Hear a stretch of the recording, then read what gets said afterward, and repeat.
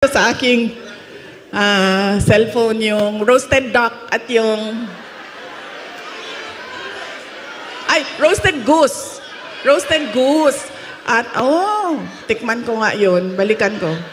Roasted goose at yung parang lechon Macau. Bagay sa suka.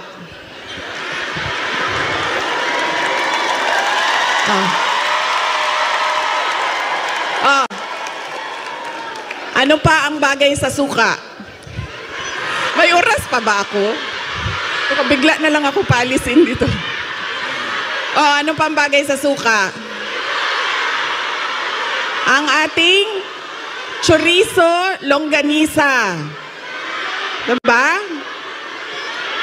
Bulad. Chicharon.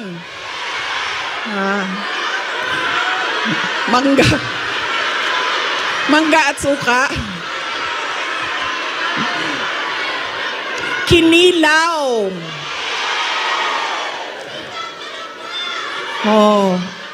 Bulad, galunggong.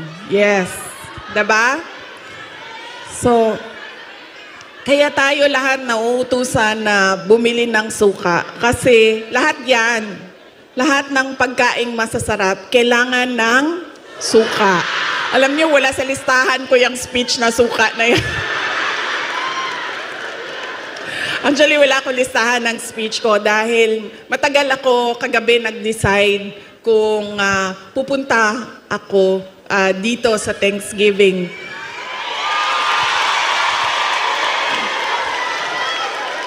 Kaya wala akong listahan ng speech. Pero yes, alam niyo, marami siguro sa inyo ang nautusan na bumili ng suka at mantika. Mantika, suka, ganyan. Noong kayo ay bata pa. Opo. Pero sa amin kasi, sa bahay namin, nag-grocery kasi ang nanay ko. So lahat yang mga gamit sa kusina, binibili na ng nanay ko. Nautusan lang ako lagi doon sa kanto, sa tindahan, bumili ng Coke. Ng Coke.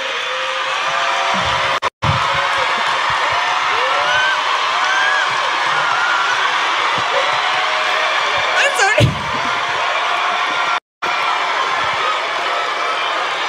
Totoo yan. Hindi joke yan Totoo yan. Alam nyo, diba tag 5 pesos lang ang Coke noon? 1980s? Less pa nga ata siguro, 5 pesos.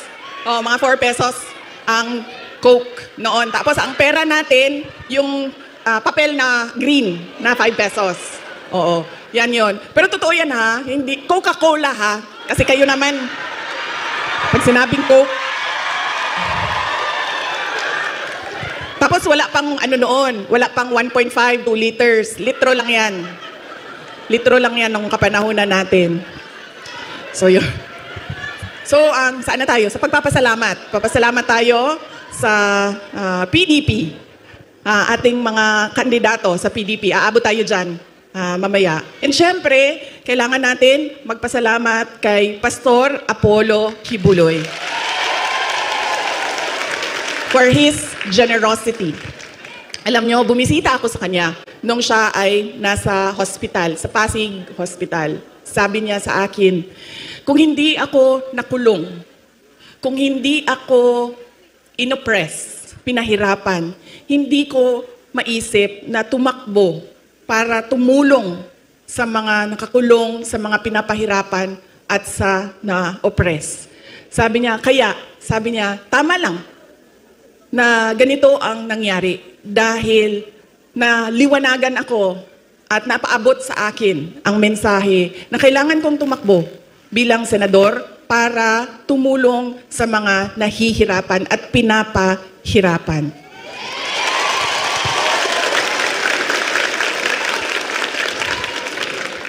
Sabi din niya sa akin, sabi niya, ikaw, kahit ano man ang sabihin man nila na kasalanan mo ang lahat ng ito, Inday Sara, sabihin man nila, kasalanan mo ito dahil hindi ka tumakbong Pangulo.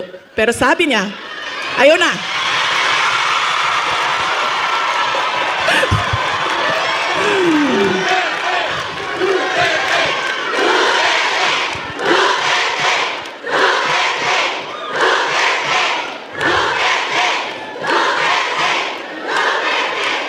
sabi niya, makinig tayo kay Pastor Apollo Kibuloy. Dahil siya ang araw-araw nagbabasa ng Bible.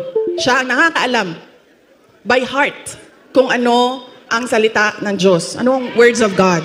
Sabi niya sa akin, sabi niya, ikaw, sabi niya, ganitong nangyari sa buhay ko. Sabi niya, Inday Sara, ganyan din nangyari sa buhay mo dahil hindi pwede na ikaw ang mauna at sila ang sumunod.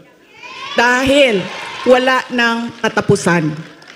Dapat sila ang mauna at ikaw ang sumunod.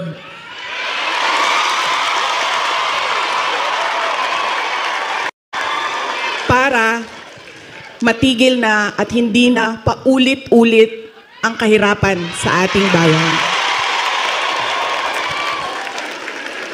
Kaya, nung sinabi niya sa akin yon, hindi na masyadong masakit. Masakit pa rin sa akin pag nakakarinig ako ng kasalanan mo yan lahat, Inday Sara.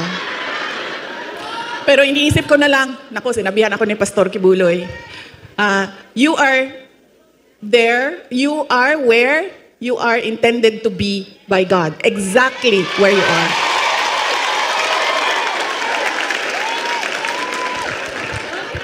So yaan po, hindi pa alam mo, hindi pa ako nangalahati sa pagpapasalamat ko kaya bilis-bilisan natin. Hanggang anong oras ba ako pwede, sir?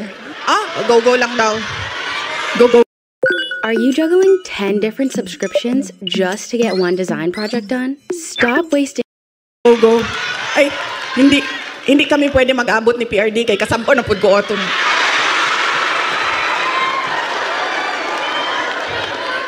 Kaya mo nang nagsayo ko, Tagalog eh. Alam nyo, bakit ako nandito ng maaga? Gumising talaga ako ng maaga. Ang alarm ko, 6:30 a.m., 7 a.m., 7:30 a.m., 8 a.m. Apat yung alarm ko. Para hindi kami mag-abot ni President Rodrigo Duterte. Kasi paggagalitan na naman niya ako sa mga pangyayari. No, hindi naman siya nagagalit. Actually, mabait. Kumalma na si PRD nung medyo nagka-edad na siya. Mahal ko kayo.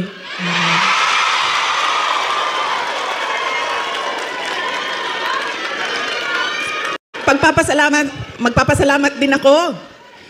Thank you po ako. Kagabi po, merong mga kababayan natin na nasa hotel. Hotel. Kayo ba yun, ma'am? Opo. Maraming salamat sa pag-welcome ninyo sa amin doon sa hotel. Mahal ko kayo, maraming salamat. Pero bakit, ma'am, wala kayong dala na roasted goose? I'm sorry, may dala kaming suka. Kayo, walang dalang roasted goose. Joke lang. Pero salamat salamat sa pag-welcome ninyo sa amin doon. Sigurado ako na kahapon may kailangan din kayong gawin. Busy din yung oras ninyo. Pero pumunta kayo doon at winelcome nyo kami sa hotel. Maraming salamat sa inyo.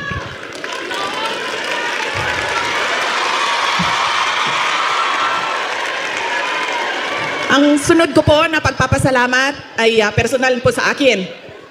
Para sa inyong lahat, mga kababayan namin dito sa China, sa Hong Kong, sa Macau, dahil noong 2016